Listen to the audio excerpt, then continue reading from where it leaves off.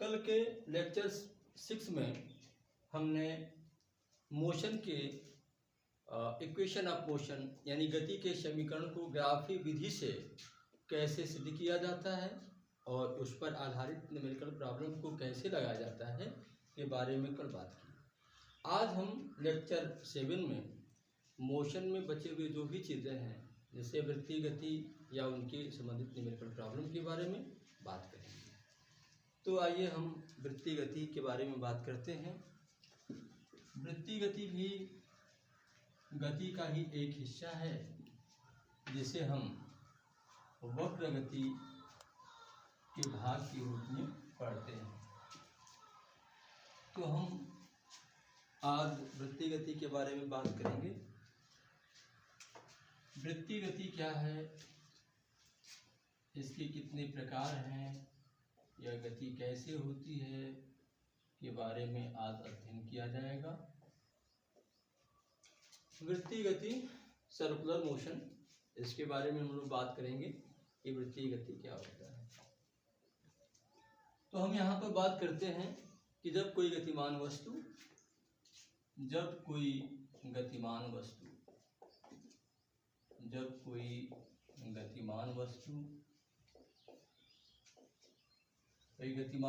है वृत्त के पथ पर गति करे, वृत्त के पथ पर यानी कि गतिमान वस्तु का पथ वृत्ताकार हो, वृत्त के पथ पर गति करे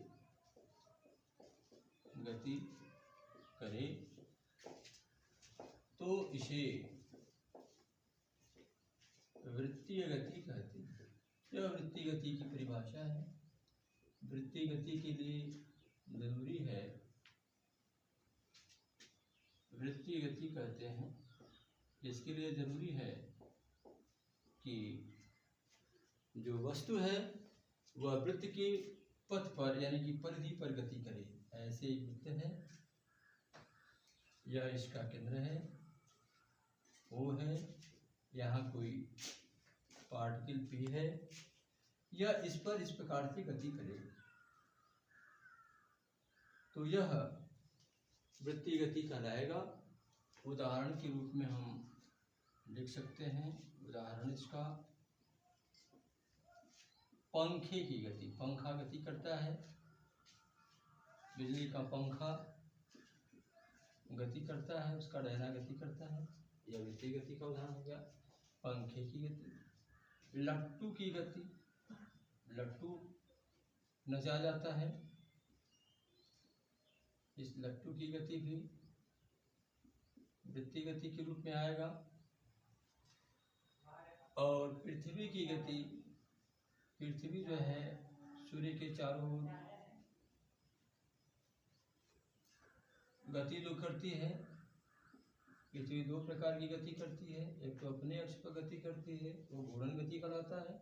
सूर्य के चारों तरफ पृथ्वी की गति जो होती है उसे हम सूर्य के चारों ओर, बल्कि इसको लिखते सूर्य के चारों ओर पृथ्वी की गति वृत्तीय गति हो जाएगा। पृथ्वी के चारों ओर चंद्रमा की गति वृत्तीय गति हो जाएगा। तो यह वृत्तीय गति के कुछ उदाहरण के बारे में हम लोगों ने बात की।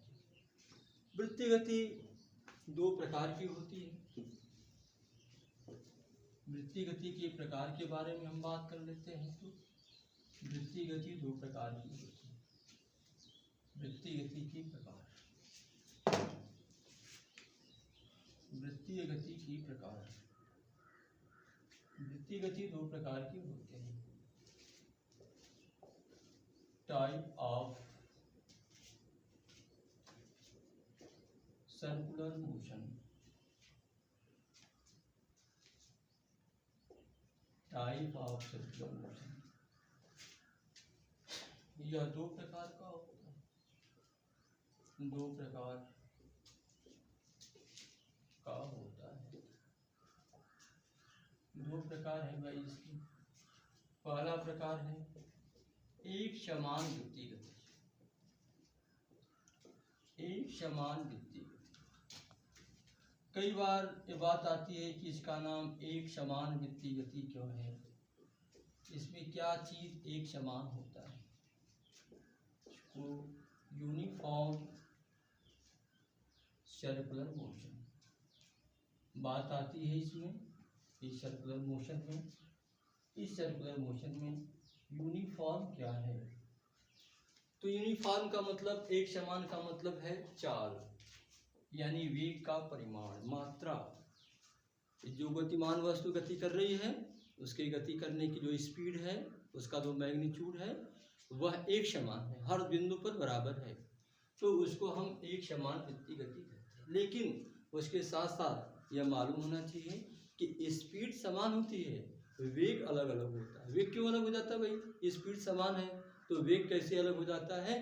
क्योंकि वृत्तीय गति करते समय कण का हर पल, हर सेकंड उसका जो डायरेक्शन है वो चेंज होता है, और दिशा के चेंज होने की वजह से वेग चेंज हो जाता है। क्योंकि वेग के लिए मैग्नीट्यूड यानी कि मात्रा और दिशा, परिमाण और दिशा दोनों की आवश्यकता होती है, क्योंकि वेग सदिश राशि है।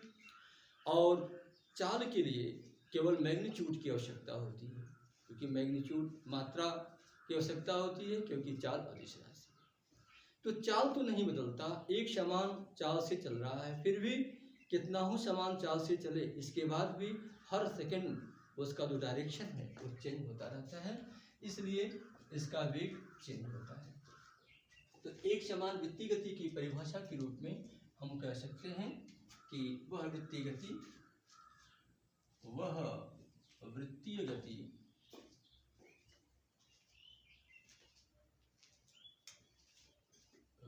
गति जिसमें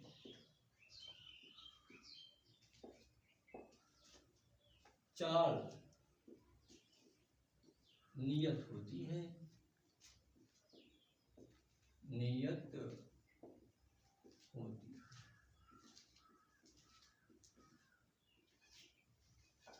केवल चाल नियत होती है। चाल का मतलब परिमाण से है, वेग का परिमाण नियत होता है। केवल दिशा को तो नियत ही नहीं कर सकते, दिशा तो लगातार बदलती रहती है। उसे एक समान वृत्तीय गति कहते हैं। हम एक समान पर फोकस किए हैं कि एक समान कहने का उसके मतलब क्या है। एक समान वृत्तीय गति कहते हैं, वृत्तीय गति कहते हैं। एक समान वृत्तीय गति का मतलब है चाल नियत होगा, वेग नियत नहीं होगा। यह बात इसमें समझ में आनी चाहिए। हम यहाँ पर यह बताना चाहेंगे कि दिशा सदैव परिवर्तित होती है, परिवर्तित होती है। और आपसे पूछा जाए कि एक समान वृत्तीय गति में क्या परिवर्तित होता है और क्या नियत होता है, उसमें मेन चीज आप यही बता सकते हो कि चाल यानी कि परिमाण नियत होता है और उसकी दिशा हमेशा बदलती रहती है, यानी कि वेग बदलता रहेगा, परिमाण नियत रहेगा। यह एक समान वृत्तीय गति है। और एक समान वृत्तीय गति में जैसे पृथ्वी है, एक नियत चाल से लगातार सूर्य के चारों तरफ चक्कर लगा रही है, चंद्रमा है, इत्यादि चीज है जो कि एक समान चाल से चक्कर लगा रहे हैं, यह एक समान वृत्तीय गति। इसमें परिमाण तो नहीं चेंज हो रहा, लेकिन दिशा चेंज हो रही है। तो दिशा के चेंज होने के कारण इसका त्वरण चेंज होता रहता है। फिर हम जो यह एक समान चाल है उस चाल के बारे में बात करेंगे, इसकी चाल कैसे निकाली जाएगी। तो चाल के बारे में बात करते हुए हम बताएंगे कि यह वृत्त है और वृत्त का यह केंद्र है O, यह पार्टिकल P है, ऐसे गति हो रहा है, इसकी चाल मानो V है, इसकी त्रिज्या R है। तो एक चक्कर करने में लगा दूरी, चाल बराबर दूरी बटा के समय, चाल बराबर दूरी। एक चक्कर में जो दूरी तय होगा वो होगा 2πr, यहाँ पर R त्रिज्या है, और एक चक्कर का समय जो होगा परिक्रमण काल T होगा।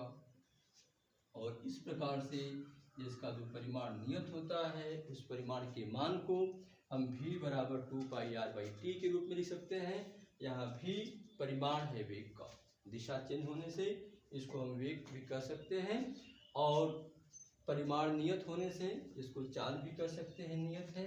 यहाँ पर r त्रिज्या है, वृत्त की त्रिज्या r है, t परिक्रमण काल कहलाता है, यानी एक चक्कर का समय है, परिक्रमण काल है, एक चक्कर का समय है, और v को हम वेग या चाल भी कह सकते हैं। इस प्रकार से इसके चाल को हम निकाल सकते हैं। आपको ये बता दें कि चाल के नियत रहते हुए भी दिशा के परिवर्तन के कारण यहाँ पर वो त्वरण लगता है, और एक त्वरण जो कार्य करता है वो केंद्र की तरफ कार्य करता है, और केंद्र की तरफ कार्य करने के कारण इस त्वरण का नाम अभिकेंद्र त्वरण होता है। अभिकेंद्र त्वरण, एक त्वरण जो केंद्र की तरफ का, यह हमेशा केंद्र की तरफ खींचता है इसको, और इसको खींचने के कारण ही ये लगातार अपने डायरेक्शन को चेंज करता रहता है। नहीं तो यहाँ से चलने वाली कोई वस्तु जिसका डायरेक्शन इधर है इधर चला जाता है, लेकिन इसको ये बार बार खींचता है, और यह वस्तु बार बार केंद्र की तरफ गिरती है, और यह गिरते हुए यह वृत्ताकार पथ पर गति करती है, यानी कि केंद्र से एक निश्चित दूरी पर हमेशा रहते हुए गति करती है। इसके त्वरण को अभिकेंद्र त्वरण कहते हैं। यह त्वरण केवल डायरेक्शन चेंज करता है, केवल दिशा को परिवर्तित करता है, इसके कारण केवल दिशा का परिवर्तन होता है, दिशा का परिवर्तन होता है, मैग्नीट्यूड में, परिमाण में कोई परिवर्तन नहीं करता है। और इस त्वरण से उत्पन्न होने वाले बल को अभिकेंद्र बल कहते हैं। इसका भी नाम अभिकेंद्र बल इसलिए ही पड़ा है क्योंकि इसकी दिशा हमेशा कण से केंद्र की ओर होती है, केंद्र की ओर दिशा होने के कारण ही इसका नाम अभिकेंद्र बल है। और अभिकेंद्र बल को हम F बराबर mv स्क्वायर के r के रूप में लिखते हैं। इस पर आधारित चीजें आगे की कक्षाओं में आपको पढ़ने को मिलेगा। यहाँ पर केवल अभिकेंद्र बल और अभिकेंद्र त्वरण के बारे में थोड़ी सी जानकारी आपको लेना जरूरी था। हम हल्का सा बात असमान वृत्तीय गति के बारे में भी करेंगे।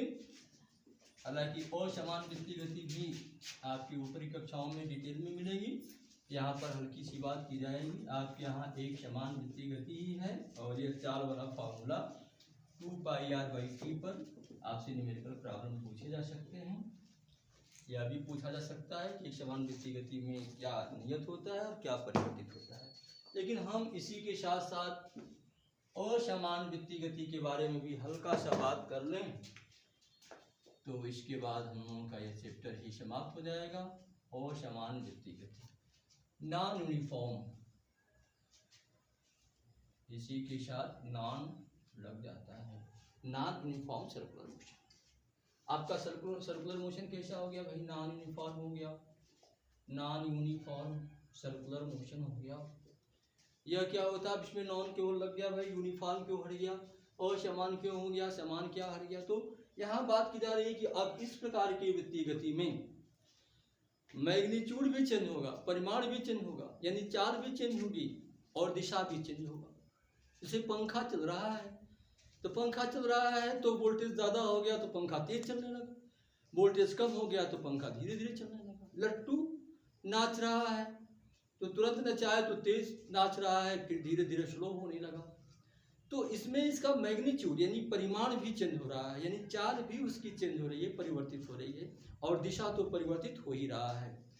तो हम यहाँ पर बात कर सकते हैं असमान वृत्तीय गति की परिभाषा में कि वह वृत्तीय गति जिसमें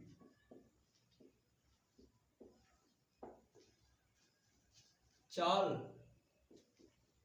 यानी कि परिमाण, वेग का परिमाण परिवर्तित होता है। दिशा को तो वहां पर भी बहुत एक्सप्लेन नहीं किया गया था, यहाँ पर भी नहीं किया जा रहा है।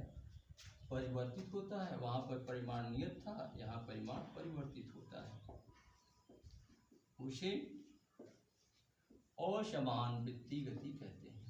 असमान वृत्तीय गति हो गया।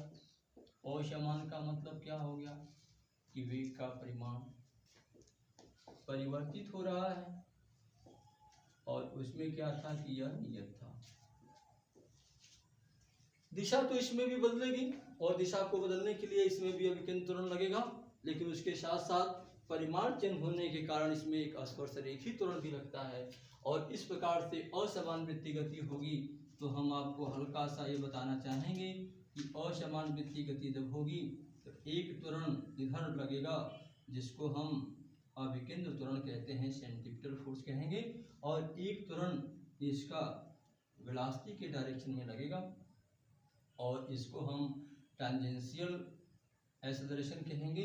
और इन दोनों त्वरणों का मिलाकर के जो आएगा मैग्नीट्यूड, ये रिजल्टेंट जो आएगा इसका, इस रिजल्टेंट को हम कहेंगे मेन त्वरण, और इसका रिजल्टेंट निकाला जा सकता है ए बराबर √AT² प्लस AC²। देखिए भाई यहाँ पर दो त्वरण आ गया है, इनके डिटेल के बारे में आगे जानकारी मिलेगी। हल्का सा आपको परिभाषा ही देना चाह रहे थे, लेकिन उसके साथ साथ थोड़ी सी जानकारी आपको दे दिए कि यह जो त्वरण है इसका अभिकेंद्र त्वरण इसके दिशा को परिवर्तित करेगा। वैसे ही जैसे समान वृत्तीय गति में अभिकेंद्र त्वरण लगा था, दिशा को परिवर्तित कर रहा था, लेकिन उसके साथ साथ यहाँ पर एक और त्वरण कार्य करने लगा, स्पर्श रेखीय त्वरण। यह क्या करेगा भाई, यह त्वरण उसके मैग्नीट्यूड को परिवर्तित करेगा, उसकी वेलोसिटी के डायरेक्शन में होगा। यह वेलोसिटी के डायरेक्शन में यदि ये लगेगा तो वेलोसिटी को बढ़ाएगा, और वेलोसिटी के अपोजिट डायरेक्शन में लगेगा तो वेलोसिटी को घटाएगा। यह दोनों त्वरणों का जो यह परिणाम आएगा, रिजल्टेंट आएगा, वह उसका मेन त्वरण होगा। असमान वृत्तीय गति का मेन त्वरण यह होगा। यह असमान गति का वृत्तीय गति का त्वरण है, असमान वृत्तीय गति का त्वरण, रिजल्टेंट एक्सेलरेशन है। यह स्पर्श रेखीय त्वरण इसका नाम है, स्पर्श रेखीय त्वरण है। यह त्वरण क्या करेगा भाई, यह त्वरण आपके चाल को कम या अधिक करेगा, परिमाण को बदलेगा। यह अभिकेंद्र त्वरण है जो कि दिशा को बदलेगा। बस इतनी जानकारी यहाँ पर आपको रखना जरूरी है, क्योंकि हमने असमान वृत्तीय गति बताया है, तो इन तीन बातों को हमने ध्यान में रख करके बात। तो आज के वीडियो में बस इतना ही। इसके आगे इस चैप्टर के न्यूमेरिकल प्रॉब्लम को देखने के लिए अगले वीडियो को देखें। अगले वीडियो में हम लेकर के आएंगे इस चैप्टर के न्यूमेरिकल प्रॉब्लम। धन्यवाद।